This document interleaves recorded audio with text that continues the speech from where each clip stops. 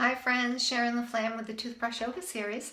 So today we're talking about the vagus nerve, and we're going to talk about ways to tone and tune it up, and that would be listening. So listen to calming, soothing music, or any music that really makes you feel good. And what about, remember your mom or maybe a teacher who sing songy voice. So sing songy voice can be very, very soothing.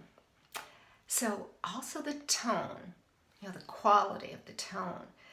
We talked about loudness before, but what about the tone and a calming tone, or the screechy, awful, high-pitched voice, and it just grates on your nerves, right? So you know what I'm saying. So listen to what your heart is saying you want to listen to. It calms and soothes you.